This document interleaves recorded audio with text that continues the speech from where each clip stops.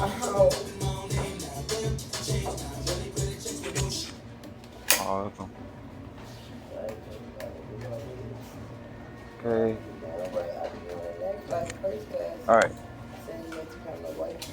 We are almost live. We still need. Pop emoji. That boy about to break his back trying to he was about to hurt the little kid. I felt sorry for his client. What happened? Cause he be so rough. He be bringing them all the way down here. And then like when he cutting them, he got the head to the side and he cutting them. Like how? I never even when I didn't know how to cut, I wasn't cutting like that. He had a kid just like this. I'd be mad as hell. So I was like, man, let's get you a ring light, man. All right. Let's get it popping. Weed.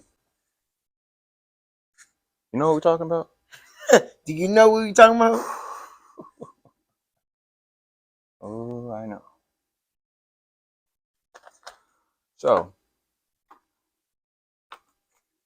hope you had a good day. We about to go in. Hell no, I'm tired, nigga. I ain't have no damn good day. I wasn't busy, nigga. Um, Yeah. all right. So, quick discussion for our first episode. We're gonna just discuss about what Why you happened. not in a camera? Am I on the camera? Like I, That camera? yeah. I'm in this camera. This is my camera, and that's your camera.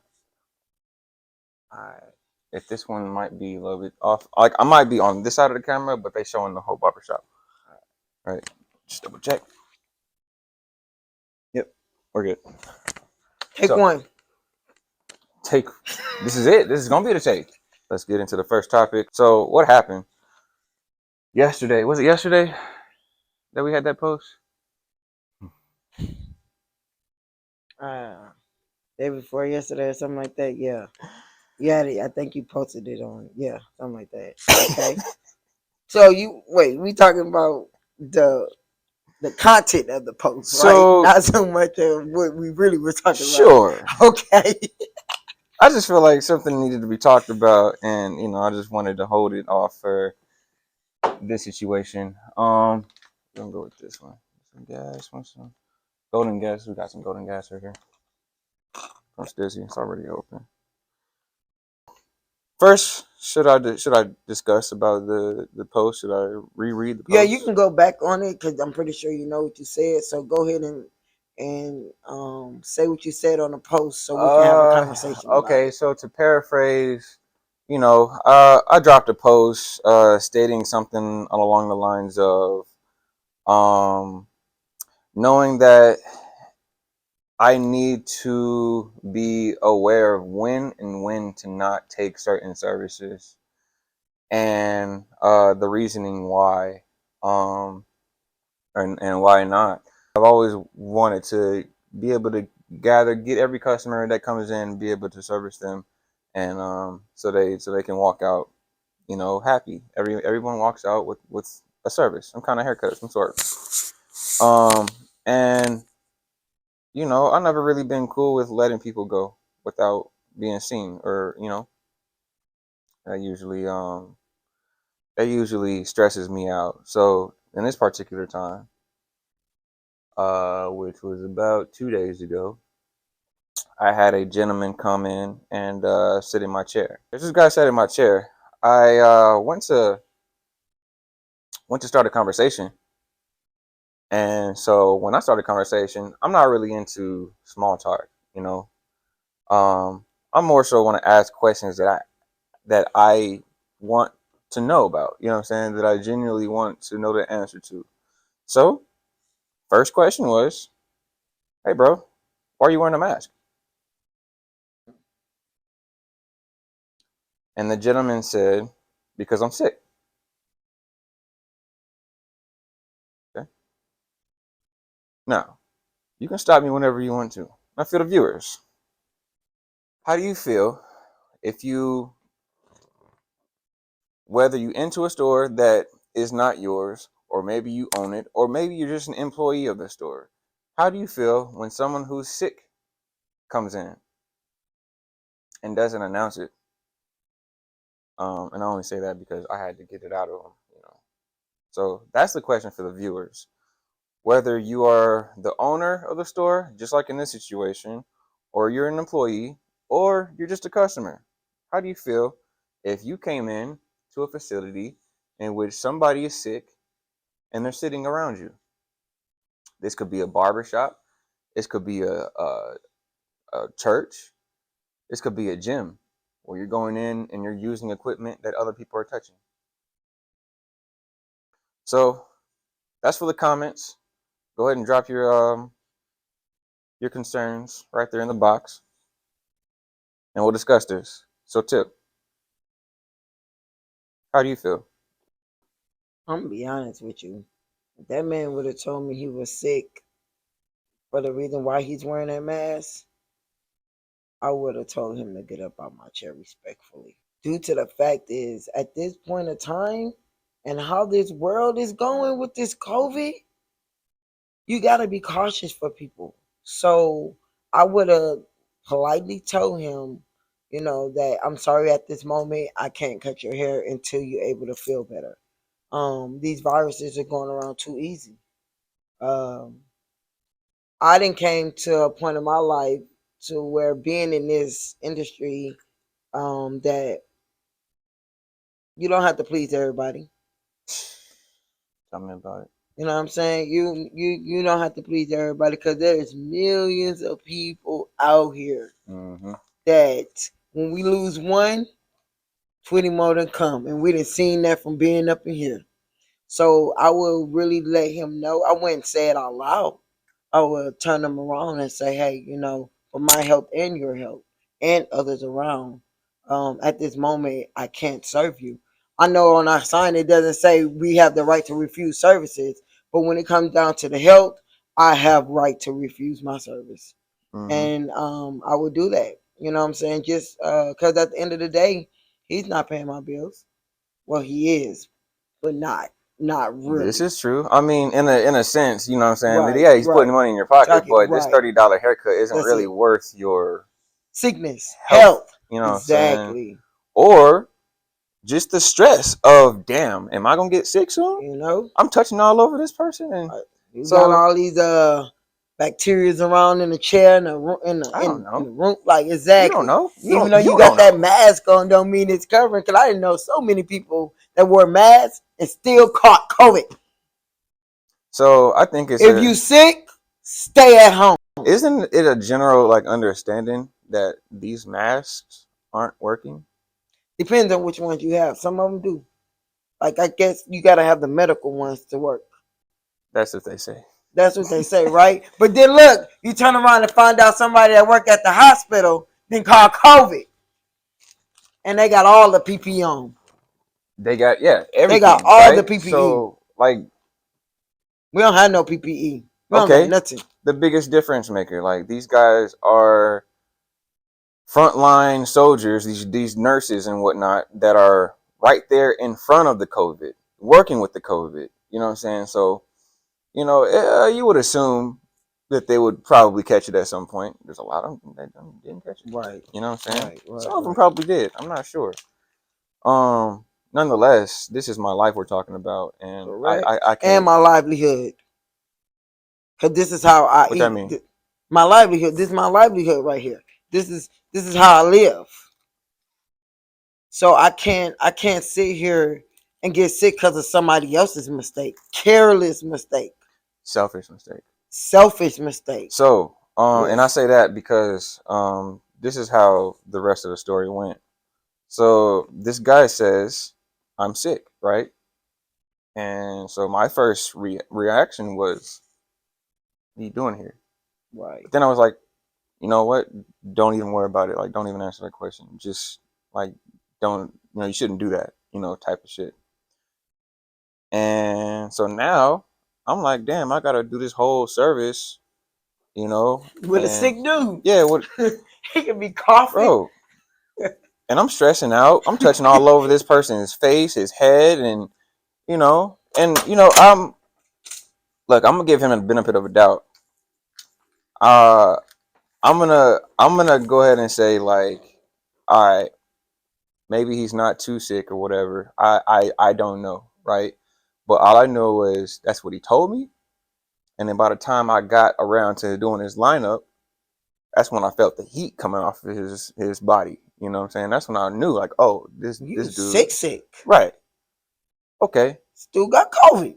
So I went ahead and finished his haircut. I felt like, since I started it, I can't just stop now. He's already in my chair.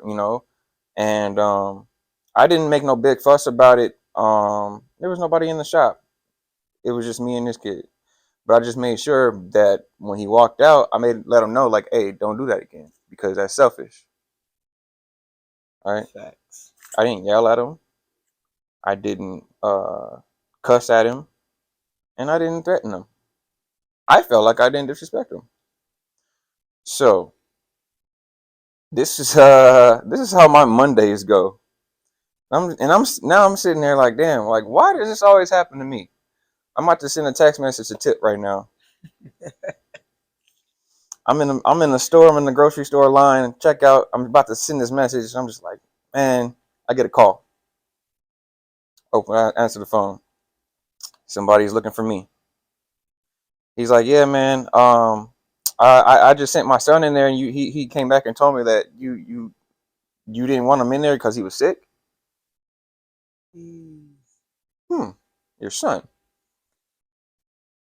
Well, yeah, I explained to him like the story, exactly what happened, how it went down, and basically, the father was upset at the fact that I spoke to the kid directly when I told him don't do that again because that's selfish, and he felt like you don't approach a kid like that. Given probably shouldn't have done that, but were the parents around? No, not one of them. Right. You know So what I'm what you want me saying? to do? The mom wasn't around, and judging by the fact that you were calling me on the phone, that means you are not around.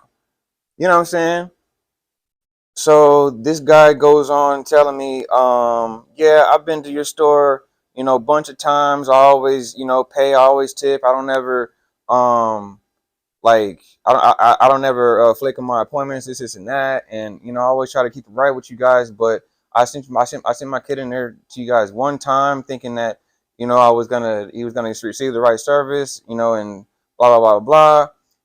And then he goes into he starts raising his voice at me you know, giving me his reasonings or why he felt his way, and all I'm doing is citing my own case. Mm-hmm. Then he goes into threatening me, cussing at me, like, "Oh, all right, I gotta listen to this. I gotta sit here and listen to you threatening me on the phone. I could just hang up right now. You know what I'm saying? But I'm gonna just go ahead and I'm gonna listen. I'm gonna sit back and I'm gonna take this little, you know what I'm saying, ass chewing or whatever you want to call it, and hopefully we can probably settle it." Um, the case was never really settled. And by the end of the conversation, the client said that he didn't want to come back anymore. I'm like, all right, cool, that's fine, that's perfect to me. To me, because I feel as if you really cared about us, and you had 100, good experiences, but the 101st experience was bad. So you just want to cancel out all the other experiences you didn't had. you know for your first couple experiences, you would have never written us a good review on Yelp, but after the very first bad experience, it's like all hell. Mm-hmm. You know what I'm saying? And how dare you type shit. So See, the way the world is it's not built to bring you up. It's built to tear you down. right. So just like you say, you had 1,000 good services, but you had one bad experience. It wasn't even a bad service. No. It was just Oh no, I flexed his haircut. exactly. It was just an experience that you had when you wasn't there. And now, Right. forget everything else. Now it's the worst barbershop ever. They get bad haircuts. They don't talk. They're rude. Now you want to hear all this. But when we were doing good to you, you never praised us. You never gave us our acknowledgement that we did for you. No, never click that green button on our website. Yeah. And People pray on our downfall. so he just chunked it up as a bad experience for his child, and and he was outraged. Um, as a father, and I understand, like you gonna mess somebody up over your kid, right? Like that should be a given. So I'm understanding from his perspective as a father, especially considering the way that it was probably delivered to him. Um, I didn't know until after the fact that this was a kid. You know what I'm saying? Like he's telling me that this is a 12-year-old kid. I thought that this dude drove here because he pulled up by himself, and you know what I'm saying, like we were in the shop by ourselves. Mm-hmm. I also didn't know until after the fact that the kid wasn't that sick, quote unquote. This is what the father's saying. But I can't go off of this after the fact information. What is that sick? Basically talking about he's getting over a cold and he just has a running nose or whatever. Now, mind you, this kid did not cough or sneeze while he was in my chair, and I waited for it. Trust me, I waited for it. That's why I was still able to, give him that same benefit of a doubt. But when I got to his hairline, that's when I confirmed it. I was like, oh, this kid's sick. You know what I'm saying? I can feel the radiation off his skin without even touching him. And so this dad's giving me like after the fact information, thinking it like solidifies anything, and it really doesn't. It's just information. And so what do we do with this information? You can chuck it up and say, oh, I need to be careful about who I talk to, or how I talk to people and all of that. And yeah, I've heard that before, but does that really solve the problem? Because even if I were to talk to the kid nicely, that doesn't solve the biggest issue. I got a sick kid in my chair, sick person nonetheless. If this kid is 12 years old or 20 years old, this 12-year-old kid can get this 30-year-old sick. Mm-hmm. So I don't care about your age. I'm sorry. When it comes to health, and defending myself, mm-hmm. my own health, my business, and the people around me, my barbers, my clients, it ain't just one person. I'm sorry. Mm-hmm. You got one kid, and that's your baby. But this is my baby. Mm-hmm. You know what I'm saying? So, that's just how I feel. And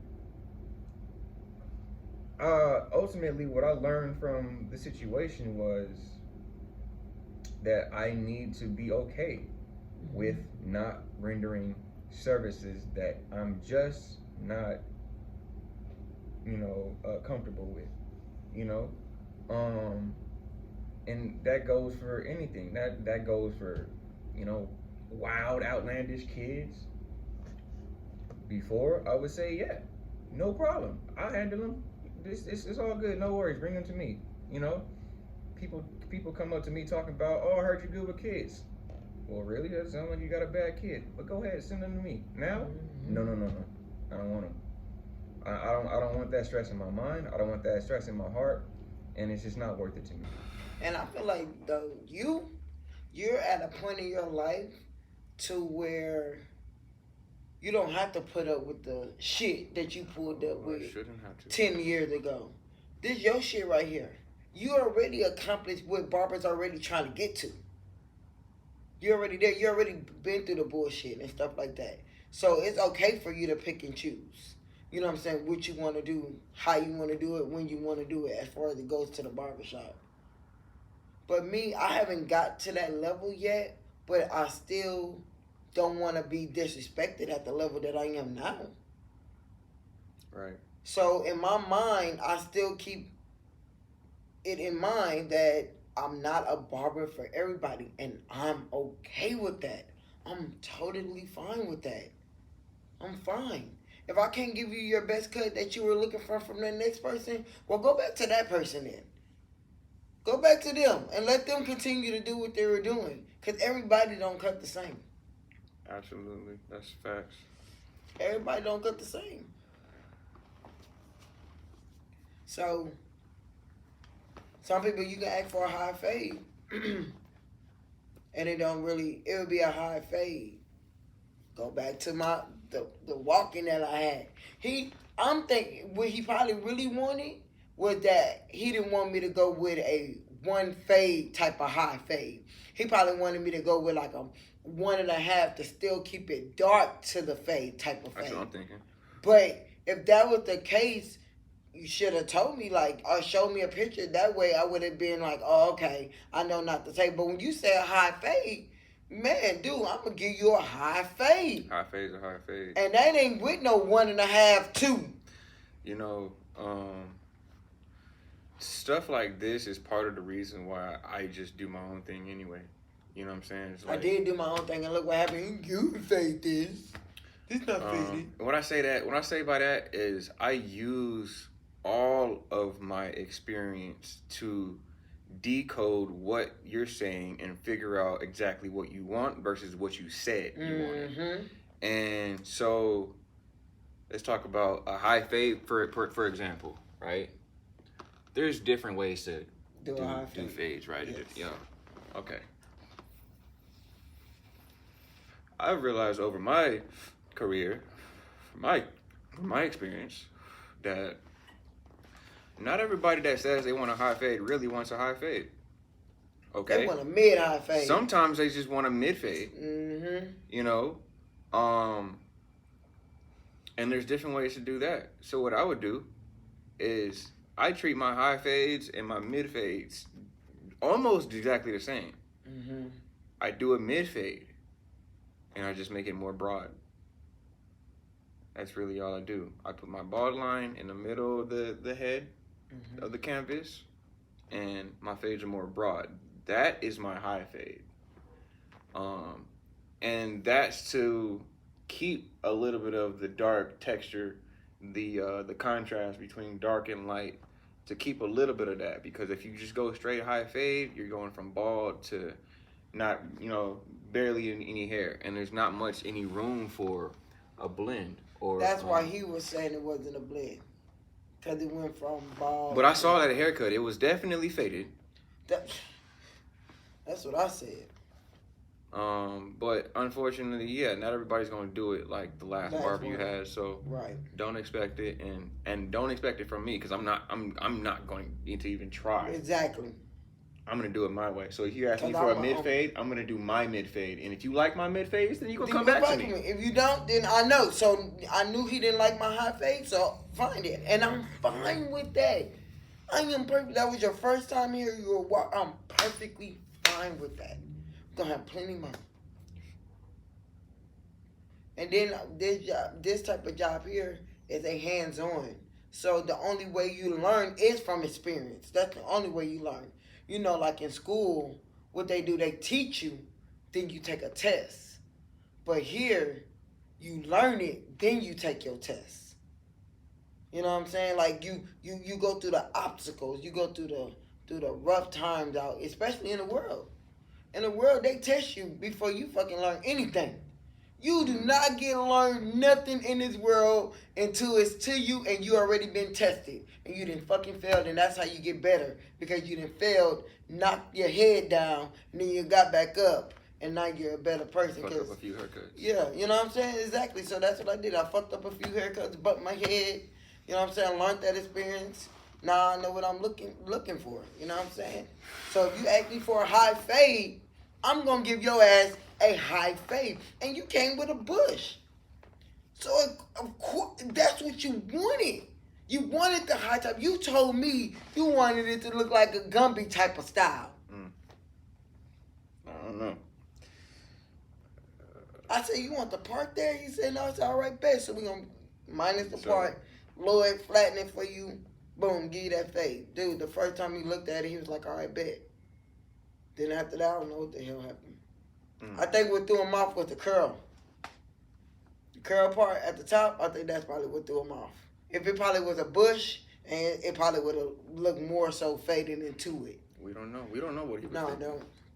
And you know what? I don't care neither. I ain't gonna lie to you. I don't even care what he was thinking or how he felt. Oh well, you know what I'm saying? I just know that was a lesson learned. So the next person that comes to me and say the same thing that's similar to that, I know how to handle the situation. Point blank. I'm with it. It didn't tear me down. It didn't make me feel no type of way. But it did have me looking at the haircut like, you know what I'm saying? Like, what did I really do wrong?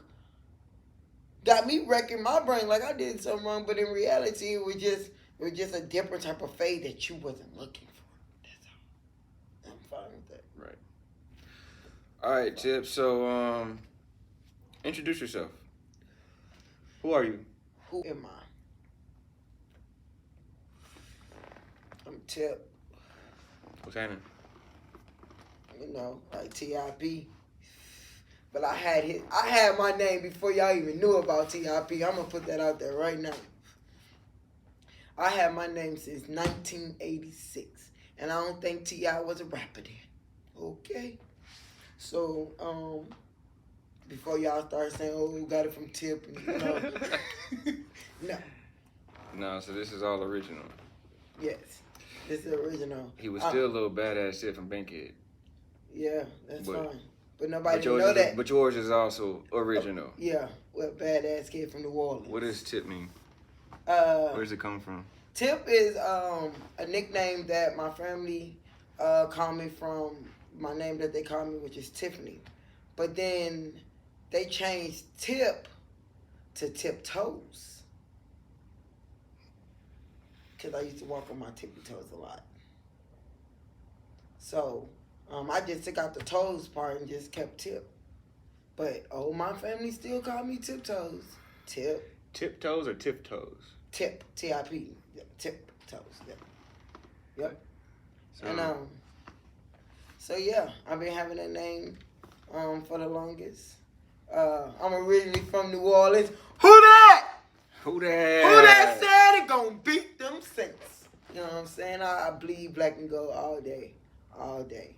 I rep New Orleans through and out of me. Facts. I carry it everywhere I go.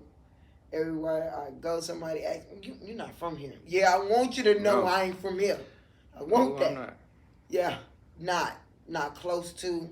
I don't want to be from here. I don't want to be Cali. I don't want nobody to think that I'm trying to be like Cali or take on what they have. No. Shout out to that Dodger fit that you rocking. Okay, this don't. Oh, let me let y'all know something real fast. This LA means Louisiana. Fuck you mean? Let's throw that. That's the Louisiana right there. Okay. You think it's LA Dodgers? No, it's LA. Nah, she repping the West Louisiana. Coast. I'm repping the South Side. Let's get it correct. South Side. The boot. What I'm gonna give them in a minute. What? Facts. What? But yes. So it ain't West Side 504. It ain't West Side Bankhead. 504. Oh, okay. 504 to IDIE, even in the 363 or the 951. I'm from the 7th Ward. I'm a hard head. Alright. Facts. I'm a hard head. You know what I'm saying? I grew up in the East. You know what I'm saying? What they say out there? What's that, Wardy? What's that, Wardy? They be killing me with that. Hey, I ain't gonna lie to you, man. I'm from New Orleans, yeah, but them people out there, ain't it? I love y'all. Y'all food is amazing. Y'all hospitality is amazing. But y'all gotta work on y'all. Y'all gotta work a lot. Y'all gotta work on y'all talking. I be talking to my mama. Man, y'all, this lady's so funny. But she don't know how to talk. She don't know how to enunciate her words correctly. That'd be the funniest part. Like, you cannot. You be like, yeah, I had cooked some fish in the Earl. Wait, first of all, why you still saying Earl and you're 64 years old? You done went to middle school, high school, and college. Nursing school and all, and you still saying Earl? You gotta give that up. I know New Orleans ain't that erupt like that, but it is. You know, but I love my city. It's amazing. The food is amazing. The people is amazing. Yeah. You want to go out there and have fun any day of the week because we're open 24/7 and we never close. Is it really like that still? Facts. Still. It don't, from me being there, younger and going up there, right now it doesn't give off the same vibe that it did before Katrina because Katrina, I'm not going to lie, changed everything. Changed the way the people act. Changed the way it look. They put palm trees in New Orleans, my guy. Is there anything that you want to spill about Katrina? Katrina, that right there, boy, I never forget. August 29th, Pun intended. 2005. It happened at like 7 something in the morning. I was 18. I was gonna be 19 that year. That previous year, I had just graduated from high school. Yep. And when I'm from a city to where it's always hurricanes. It's like it's like How do you sometimes live through that? sometimes we live. That's what we live for. Cause it be so breezy. It be like the best cool weather. It be all windy. We be having all our windows open with our fans in our window. Wait, don't convict me for this question, but is that where Hurricane Chris came from?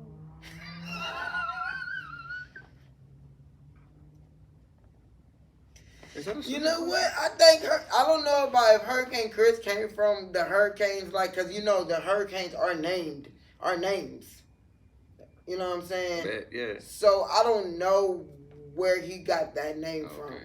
I don't know. So he probably just. I don't even know if he's from Louisiana here. That's what I'm questioning. I don't know. But I know when Katrina hit, that was a tough thing. We were so used to hurricanes. It was so many times where the government would tell us that it was a Category 4 coming. But when hurricanes hit landfall, they weaken. So just because you a 4 out there in that sea, a 5 out there in that sea, don't mean when you hit landfall you're going to be a 5 and a 4 neither. You know what I'm saying? So, you know, yeah, when it hit landfall, when no 5, no 4. But the secret that I can say about Hurricane Katrina that happened is red magnetic. Am I gonna go to jail if I say this? I don't know. I don't know. They gonna come get me. Sheesh. Nah, This that dude, block is not that even mayor. okay. That man kept our money. New Orleans is below sea level. Before Katrina, New Orleans was probably like 6 to 8 feet below sea level. We didn't bury our people in New Orleans. Okay, that's beside the subject, but I have to throw that out there. We don't bury. We don't, cause we can't do 6 feet. They do tombstones. They build them in walls and stuff like that out there. They say a lot of people, like a lot of tourists, say that the cemetery look like castles. Weird. But so when Katrina hit, we were supposed to get a wall, man. Cause look, mind you, it's already below sea level. And let me tell y'all something. If y'all ever want to know what New Orleans look like, get a soda, the top of that soda, put it in a tub, and watch that water overflow into that top. And that's how New Orleans is, and that's how big New Orleans is too as well. To actual scale, guys. Facts. Live it up. So how did ultimately New Orleans and Hurricane Katrina affect you as an individual? It affect me in every way possible, emotionally, physically, mentally, everywhere possible. And I'm still as affected because the reason why I'm still affected to this day is because my family is affected. That's what it messed up. Katrina messed up my family. New Orleans is such a home style environment, hospitality off the chain, to where when we got separated and then we were brought to Texas, it was it was a whole different type of thing. So we went from good hospitality to sticking together to having parties every weekend to sitting here having card games, birthday parties, man, anything that you can name to bring us family together, even people that was on a block or down the street together.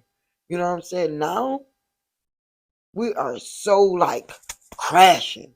We are like can't stand one another.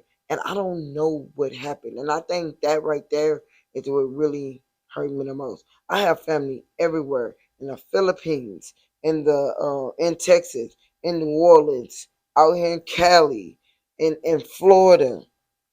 It's everywhere. You know what I'm saying? And we in New Orleans had us really like stuck. And I'm honestly say it it was a good thing that it happened because it allowed us to better ourselves because we were really stuck in a hole. We didn't know nothing else. You know what I'm saying? Only thing we knew is New Orleans and how New Orleans ran and the things that we do. That thing own city. But when we got out, we were buck wild because we had things we never had before. We seen things we never seen before. So it made us go crazy. And now that I'm thinking about it and talking about it right now, it makes me think we went crazy. The money was coming. We ain't never seen that much money. New Orleans, the poorest city in the United States. Is that facts? That is 100% Mm. facts. New Orleans, before, let me tell you something. Before Trump became president, my mom was working with the government and stuff like that. She was telling people to vote. Y'all better vote. If y'all don't vote, this man is gonna come down here and take away some things that y'all don't want to take away. Let's keep in mind, let me remind you back. New Orleans is a post state. They only have projects. Everybody on Section 8. No rent, still to this day, no rent. You won't catch over $1,000 for a 3 bedroom. And I'm talking about a house. And it's probably less than that.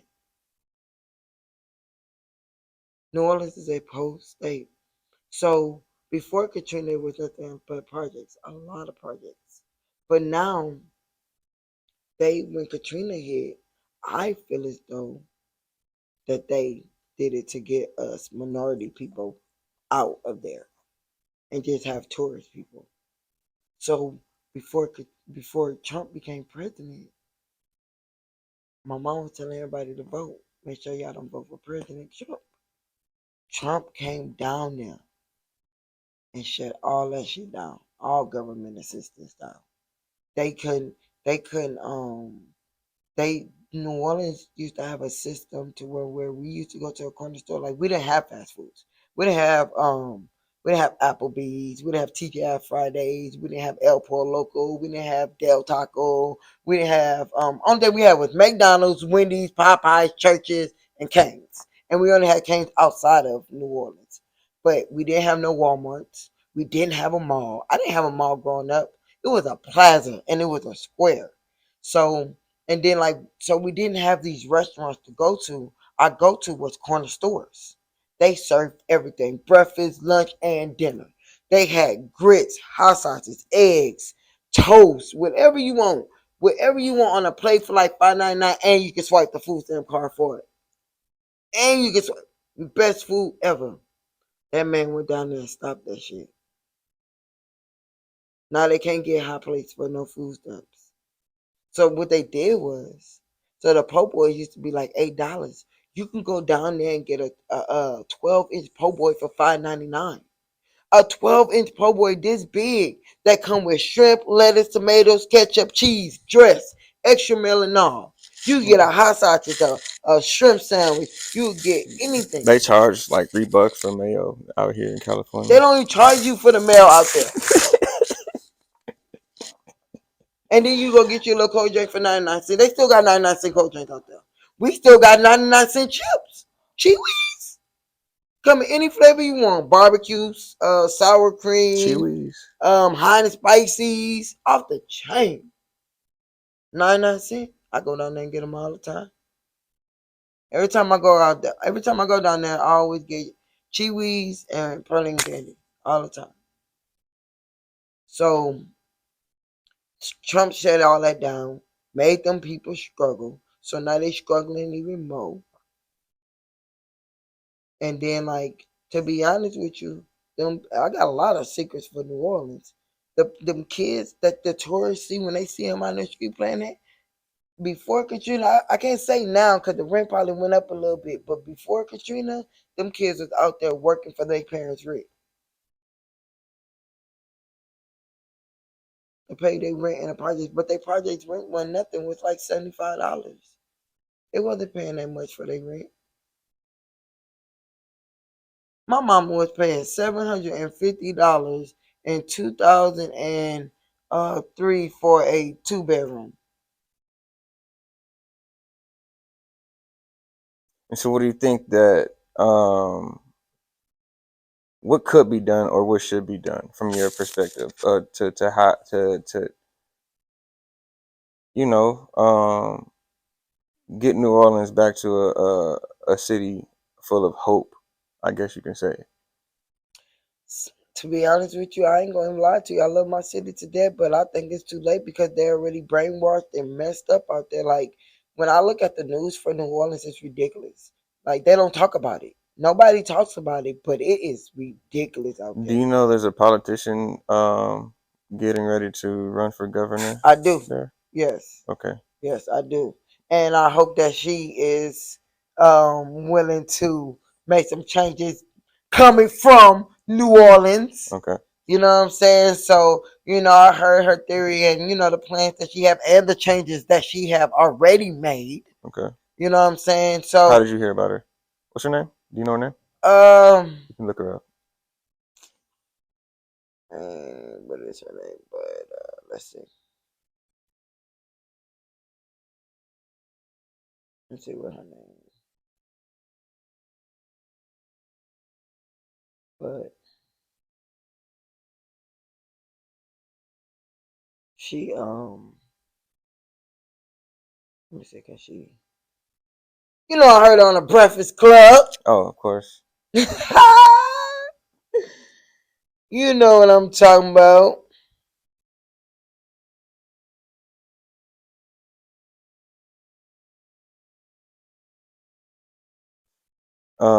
These are things that I feel like we should be talking about.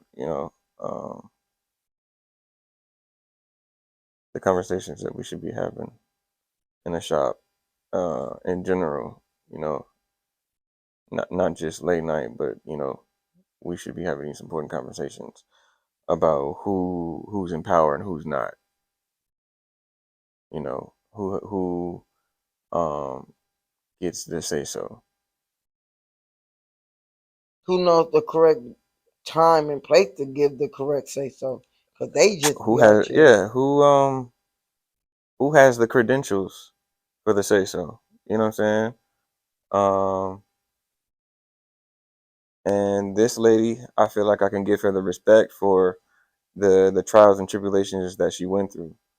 You know, of course, I would like to follow and get into uh, knowing a little bit more about her, but um,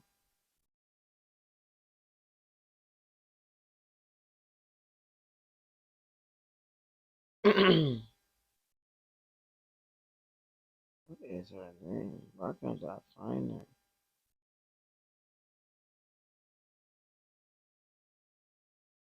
But yeah, that's amazing on the thing that she doing. But she trying to make it worldwide. But it happens in New Orleans. But that's out of the whole world. I believe like New Orleans is really need help, a lot of help. You know, coming from there, and then not then coming from there and then seeing other states. You know what I'm saying? Like, dang, New Orleans, woo, like driving in New Orleans, horrible. Like you in there the whole time like this. Swear to God, you and then you stop and then you back. And then you got swerve. Yeah, you know what I'm saying? Like the streets is horrible, potholes is horrible. The only safest thing is the freeway, but it's only one freeway. One freeway in and one freeway out. They make it seem like it's multiple freeways, but that one freeway go around and get back to that freeway. right? So I can't find her. No, Is she running right now? I don't know. Um, just find her so we can just say her name. What should I put in? Could I put in a couple of things? Um, Female. I didn't put in female. Maybe I'll put in female. Female Louisiana, because she's Louisiana Senate, right? Or the governor. um, she would be a candidate or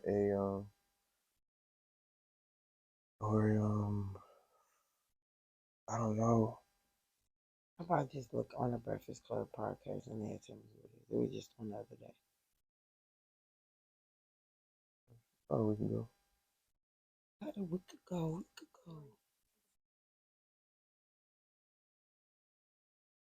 go.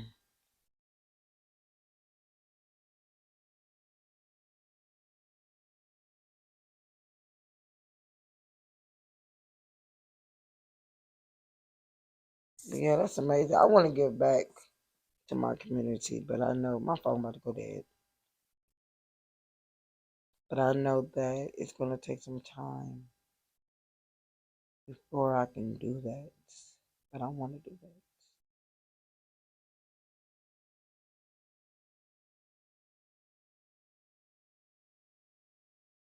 Sarita, I don't even want to say the last name, It's all good. and I'm sorry if I'm pronouncing your name wrong. But I salute you. How you say What is her name? Hmm. it? I wonder if it's French. Yeah, it seems like it. Sarita Stib. Mm-mm. We're gonna start. It's gonna sound like Stibe.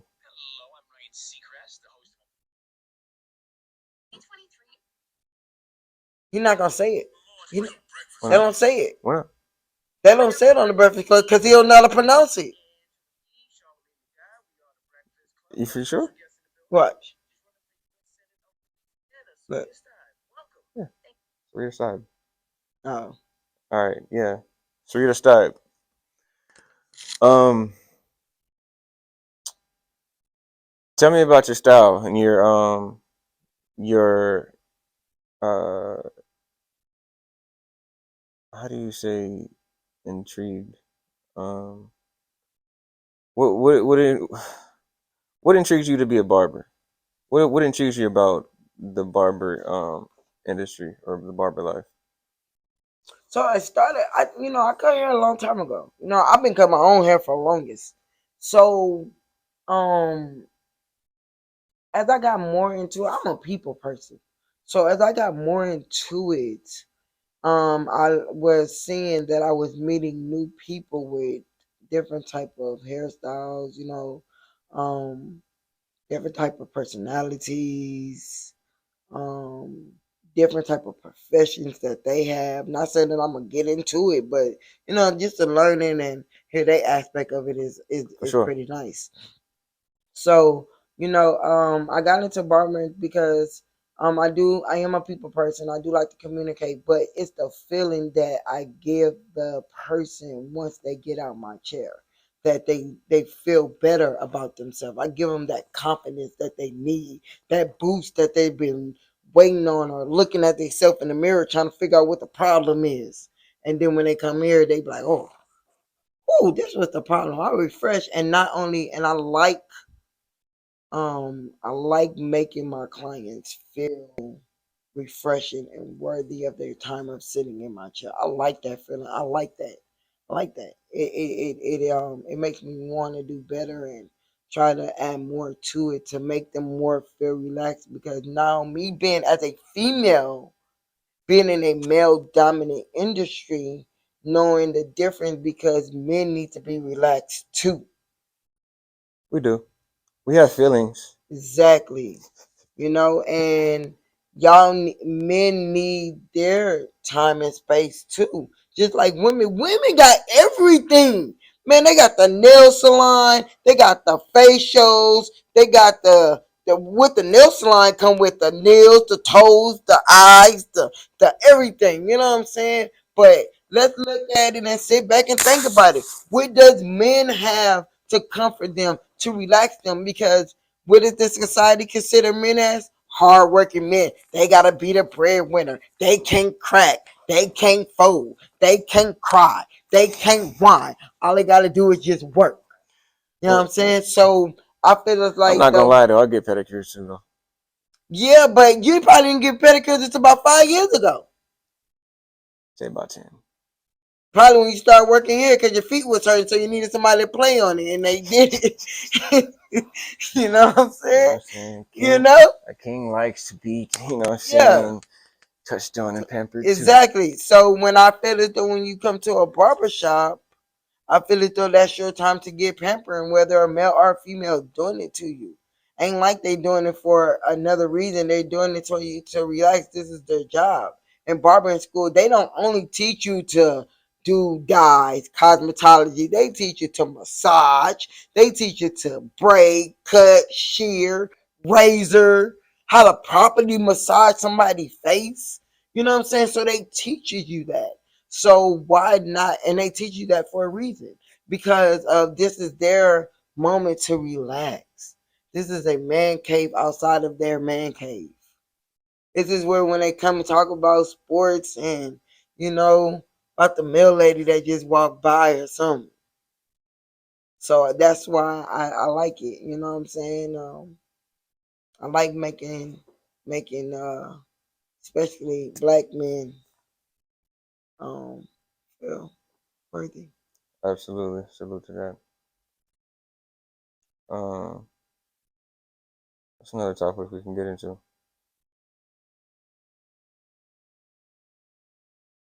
Um, so of course, you're gonna be on more than one episode. Mm-hmm. So, this can be an episode where you can express whatever you want to express. If you want to get something off your chest, if you want to say something to the audience, um, I know. I got something to say. One thing, because now I think about it, because I be thinking about the walk-ins and people that come in and they say, "Oh, don't touch my lining. Oh, don't do this." Well, what you come to me for? Because obviously you left that other person for a reason. So when you sit in a barber's chair, and I'm not gonna say just my chair, when you sit in a barber's chair, you sit in there to trust them. Mm-hmm. Let them know what kind of cut. You let them do their thing. If you like it, you know what's up. If there's something that you don't like, say it. If you want to come back, so be it, so be it. You know what I'm saying? But I feel as though that every barber is not the same. So you cannot treat me like that next. That's like your girlfriend. Somebody you dating or somebody you met, you can't just treat them because that next person treats you mean. You can't treat them mean. So Mm-hmm. don't do me like that. Don't do me like a broken heart relationship. Mm-hmm. Treat me like I'm somebody you about to just meet on the first time. Yeah, I get you. And give me that trust before I can't trust until I break that trust. You know what I'm saying? Shit, they used to say, well, we was innocent until proven guilty. Now we guilty until proven guilty. Yeah, man. I know it's kind of hard to find a good barber. Find a good barber shop. Mm-hmm. Um, and it's kind of hard to not be skeptical when you walk in one. But I just feel like if you're gonna come in and question my skills, I feel like you're kind of right. It's backward, and it's almost like you're never gonna trust them. If you start off with non trust, it's like How can you build non-trust?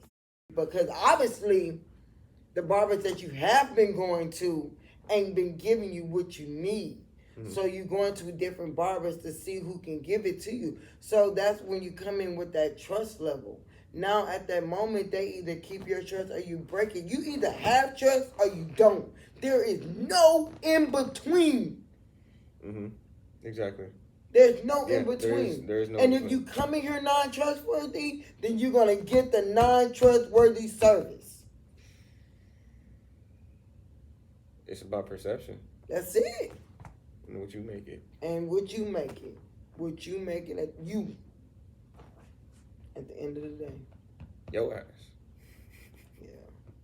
So that's point blank period. That's cool. Point blank period. That's what's up. That's why I say I'm not a barber for everybody. Right. And I'm okay with that. What is this? The mic? What the hell is this? You got a roach in your shirt? Not for real. I look like that. That's funny. Well, what's happening, Tip? Thanks for hanging out. Yes, sir. Anytime. And this is one of quite a few nights that we're going to be doing this. I'm going to fall asleep on his ass next time. Don't do that.